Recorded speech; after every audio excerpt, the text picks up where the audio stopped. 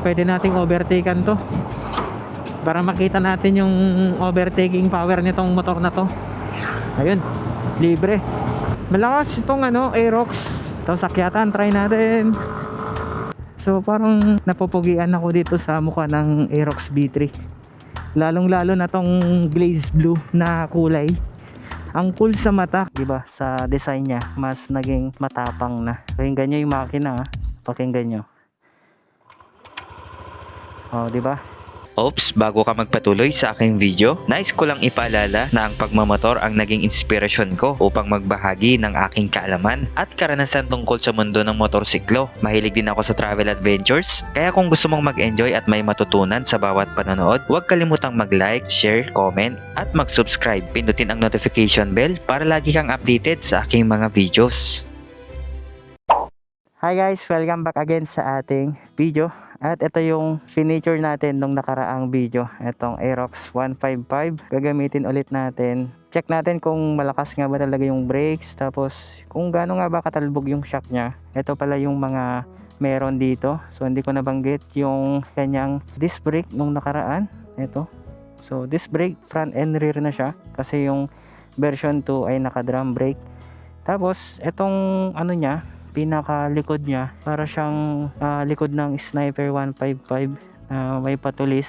Ganun pa rin, nandito pa rin yung kanyang grab bar. Tapos ito, tignan ulit natin yung kanyang muka kasi 'di ba sa design niya mas naging matapang na, mas maangas compare sa version 2. Mas masungit na siya. Ayan oh.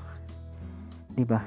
Dito pala sa foot peg ng Aerox, ganito din yata yung sa version 2. Ganito din yung style niya. At masyadong crispy. Ayan o. Pakinggan nyo. O, diba? Tapos, eto, expect nyo talaga na kapag nadaan kayo sa maputik kasi ganito yung mangyayari. Ayan, papasokin. Pero okay kasi yung pinaka head nya malinis. Dito lang na part yung may mga putik. Siguro kapag medyo mas malambot yung shock nito, hindi na papasok dun kasi ito kasi hindi masyadong nagpi-play kapag mag-isa mo. So kailangang medyo mabigat yung dala nitong motor na to para yung pinaka shock nya ay mag-play ng mabuti. Kasi may katigasan din yung stock na shock nitong Aerox B3. So ngayon, ito yung gagamitin natin. Pupunta tayo ng San Mateo at dun kami kakain. Ita-test ride ulit natin ito. So odo nya 13,000 na. Pakinggan nyo yung makina, pakinggan nyo. Oh, di ba? So yung full tank ka kanina, boss. Kaya pala natagalan ka kanina. Oh, yan. So nagpagas siya, mayroon pa siyang 3 bar. So sa atin 2 bar. Makakarating ba yan ng San Mateo? Ayan. So ride ulit natin itong Aerox. Yun, nag-iba yung sitting position natin ah. Okay, muna tayo. Dito natin matetest yung kanyang brakes kung talagang malakas. Ibang iba talaga yung vibes ng naka Aerox. Mararamdaman mo talaga na para siyang big bike. And malakas nga yung brake nya oh. Sa likod okay naman. And nag-stop agad kapag bine-brake natin. So hindi siya hindi siya ABS, kung baga lang siya, natural na disc brake lang talaga. Wala siyang halong kahit anong safety features ng kanyang braking system. Pero kahit wala naman siyang anti-lock braking system, mararamdaman mo talaga na makapit naman kahit papano. O yung video natin nung nakaraan na ginamit natin tong Aerox, daming natuwa dun sa in-upload natin. Sabi nung ibang viewers natin, mag Aerox na din daw tayo. Yung first choice ko kasi IPCX 160. So parang napupugian ako dito sa mukha ng Aerox B3. Lalong lalo na tong glaze blue na kulay. Ang cool sa mata, kapag titignan mo siya, parang kakaiba talaga di ba? Kasi sa lahat ng motor na nakikita natin, mga kulay na ginagamit like black, white, red, yan yung mga kadalasan nating nakikita Pero iba itong kulay ng Aerox na to, itong standard version na glaze blue. Ito sakyatan, try natin. Yun talaga. Kapag stock sidings, mararamdaman mo talaga na may power siya pero parang nauubusan ng lakas kapag full throttle mo siya. Pero kapag ito, napalitan mo yung buong sidings niya, lalakas to. Kasi yung stock na spring nito is 800. O pwede kayo maglagay dito ng 1K. Tapos sa grams naman ng flyball niya, gumagamit ito ng straight 13 grams sa stock na setup. Yung mga common issue naman nito is yung shocks sa likod na masyadong masyadong matagtag. Pero normal lang naman sa mga naka-dual shock yan kasi yun talaga yung purpose niya dapat medyo may katigasan kasi kapag naglagay ka ng top box tapos meron ka pang hangkas, mapepersa yung yung spring ng shock mo sa likod. Kaya siguro ginawa ito na medyo matigas yung kanyang shocks para kahit ilang taon mo siya gamitin, matibay pa rin. Parang under break in pa rin yung niya, yung shocks niya kasi 13,000 odo. So baby pa siya kung i-compare mo sa ibang naka 20,000 odo, 30,000. Siguro katagalan masasanay ka rin. Talagang kapag bagong labas sa kasa, yung mga suspension talaga ng kahit anong motor yan, mapasasakyan, need pa talagang i-break in yan. Kahit sa gulong, kailangan pang i-break in yan. Pero ako, yung mga motor kong pagka uwi galing kasa, ang ginagawa ko sa sa hangin ng gulong ko, ginagawa kong nagbabawas ako ng 3 to 4 PSI. Tapos after a month, dinadagdagan ko para hindi ako mabibigla na madulas kasi sa lahat ng stock tires kapag under break in period talaga madulas. So kailangan mong i-break in, pero tayo yun yung ginagawa natin para mas makapit. Di ko pa natatry yung top speed nito, pero kapag mabigyan tayo ng magandang tempo, test natin. Sa acceleration niya, sakto lang. Para siyang NMAX din na malakas din yung hatak niya. Pero pagka pinepersa mo kasi kaagad, parang nakukulangan ng lakas. Hindi katulad dun sa click natin na kapag binirit mo, talagang aangat talaga kaagad yung pinaka speedometer niya. Ito kasi kailangan niyang laruin mo pa para tataas kaagad. Kung i-compare ko naman yung lakas nito compare sa click natin, syempre mas malakas pa rin ito kasi 155cc. Ganda nitong niya bar end na side mirror. Kitang kita mo yung buong likod. Pero hindi ko alam kung itong bar end na to is pinagbabawal nga ba talaga kasi may memo naman si LTO. At makikita mo naman dun sa memo niya na dapat yung side mirror is nakikita yung buong view sa likod kapag nakalagay sa motor mo. Yun bang kapag sumilip ka sa likod, komportable kang makita kung ano yung gusto mong tignan sa likod. Yun naman yung nakita natin. Wala namang nakalagay na bawal maglagay dito. Wala namang nakalagay na ganun. Kaya sa tingin ko safe naman siguro. Kasi hindi naman to nakakasagabal kung tutuusin. Kasi ito is bar end siya na naka-close paloob. Yung pinaka side mirror niya, hindi siya nakalabas doon. Kaya kapag siningit mo kahit traffic to, hindi siya sasabit. Gusto ko ding magpalit ng ganito sa ating click. Pero sulitin ko na lang muna yung ating side mirror. Malakas itong Aerox. Ayan wala kasing open wide na area dito para matesting sana natin. At kung may tatanong nyo kung magaan nga ba dalhin ito sa highway, well, sa experience naman natin, napakagaan niyang dalhin kasi hindi mo naman siya binubuhat. Di ba? Hindi, ang ibig kong sabihin, siya, kumbaga friendly. Hindi ka mag-adjust dito sa bigat ng motor kapag dinadrive mo na. Kasi sa pakiramdam mo na para kang nagbibisikleta.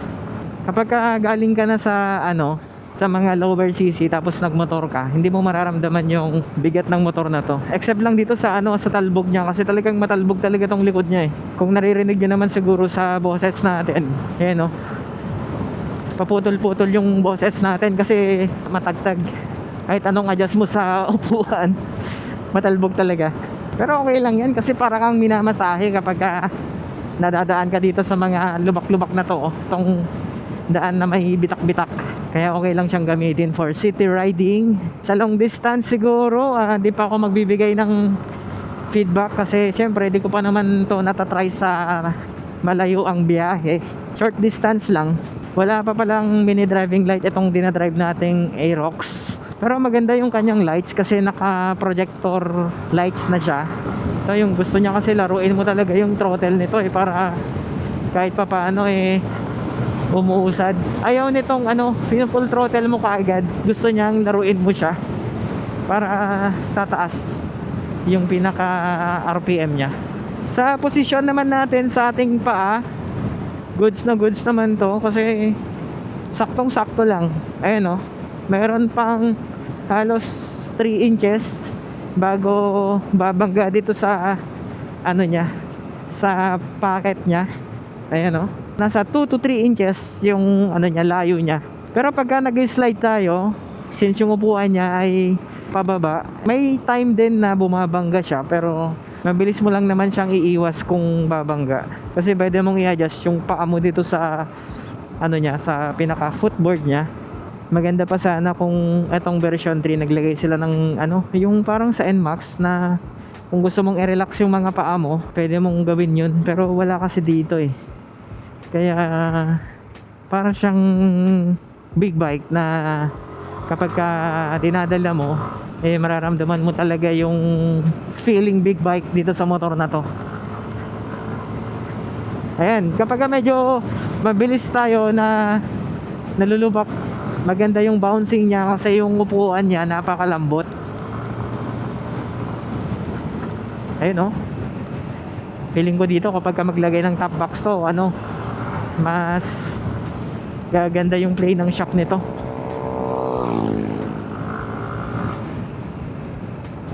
O kapag bibili kayo ng motor na Aerox tapos mapanood nyo tong video na to, pwede nyong gamiting reference itong mga sinasabi ko sa inyo para kapag nagkataon na nagkaroon kayo ng ganitong motor, hindi na kayo mag-a-adjust. Ayan, medyo mabilis itong naka Fortuner buti malakas yung brake nito. Ayan kapag nasa low RPM, biglayin mo siyang ito-throttle, hindi siya aangat. So ang gusto niya, half throttle tapos ibalik mo ng konti, i-full throttle mo siya. Ayan doon nalalabas yung power niya, 'di ba? May technique. Sa mga nagsasabing mahina yung Aerox na version 3, ito lakas. Tapos sa kanyang makina, maririnig natin na parang tunog NMAX din. Alam mo parang ganargar. Yung tunog naman nito parang inuubo na pagka magfo-full throttle ka sa kanya, parang may plema na nakabara sa lalamunan niya. Ganon na ganon yung tunog. So dito guys, pwede nating matesting dito. Testing natin. Kahit makakuha lang tayo ng 110, okay na yun. Kasi yun lang naman talaga yung goal natin sa 100 to 110. Dapat mabilis niyang makuha yun. Kaya pala hindi nabibilisan ni Bossing Anne itong niya, motor niya. Kasi kapag nadaan daw siya sa ganito, masakit daw sa likod. At sa totoo lang, at pati ako nararamdaman ko din yung pagkakangawit ng aking likod. Madaming mga sasakyan. Kapag kahapon ganitong oras, magandang mag-ride ng nakalikod ka sa araw kasi yung buong paligid nakikita mo. Ayan, open sa harapan natin. Open yung view. Hindi ka nasisilaw. Yung kasalubong natin talaga yung nasisilaw kasi ang lakas ng araw. Naka full throttle tayo Full throttle to. Yun lakas. Ay, yung ko yung cellphone ko na inipit ko dyan, baka malaglag.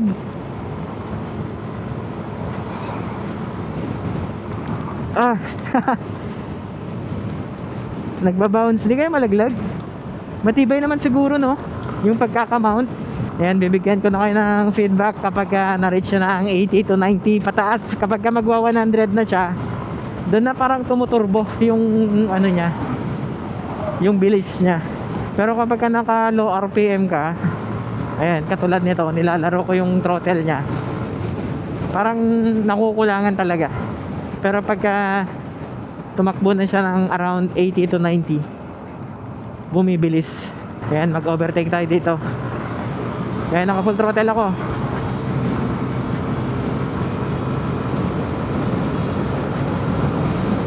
Sagad natin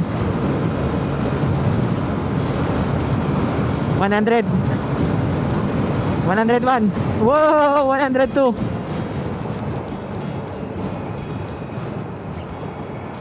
So 102 yung na top speed natin, pero napakalapit lang.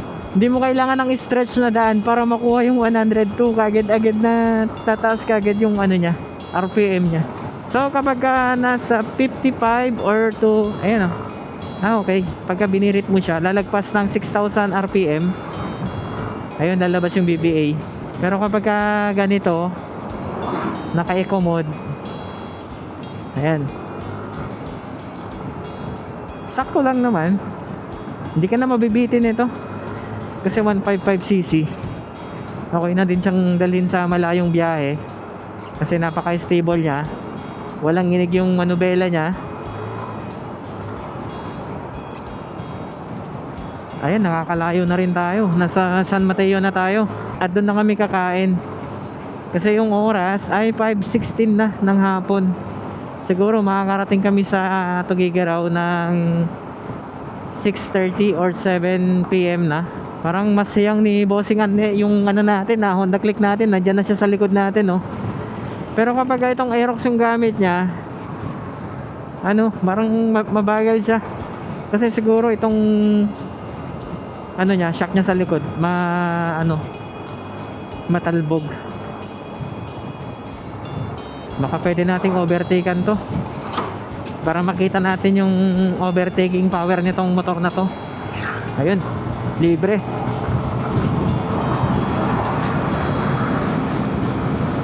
Yun. Parang dinaanan lang natin yun, ha. Ito, naka Aerox din, version 3 ang nasarapan natin. Ito yung kulay blue na kulay. Ang pangalan niya ata nito is Race Blue. Ayan, ganda, lupit. Pero mas napupugian pa rin ako dito sa glaze blue na kulay.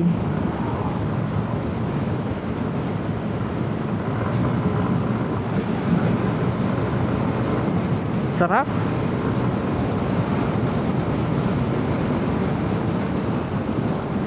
Ayun, nasa 80 tayo pero yung takbo niya parang nasa 100. Hindi kaya delay yung speedometer nito.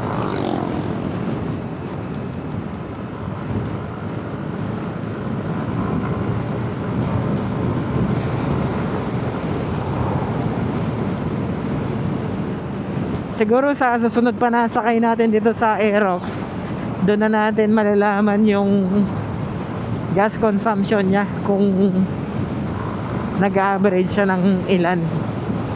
Kasi sa ngayon hindi ko makita eh.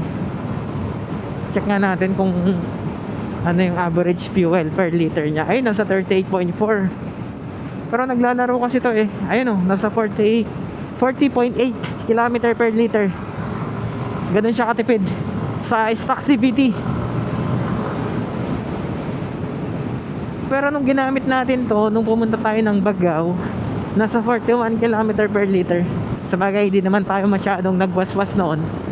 Pero ngayon, talagang winaswas natin. Ayan, nasa 40.8. Pero halos dikit lang, yung 41 na nakuha natin noon. Itatry pa natin yung PCX ni parang Jason kung ano yung mas komportableng gamitin sa dalawa, kung saan yung mas fit sa atin. Okay guys, malapit na kami dito sa may San Mateo, Mang Inasal, at dito ko natatapusin yung ating video. So guys, sa mga nag-enjoy sa ating video, maraming salamat sa inyo, sa mga laging nanonood at walang sawang sumusuporta. Thank you. And sana mag-subscribe na kayo at malapit na tayo sa 30,000 subscribers para tuloy-tuloy yung mga review natin sa mga motor na magagamit natin. So guys, this is Boss Phantom Speed. Kung hindi ka pa nakasubscribe sa ating YouTube channel, please subscribe and don't forget to hit the notification bell para lagi kayong updated sa ating latest videos. Once again guys, this is Boss Phantom Speed. Ride safe and God bless.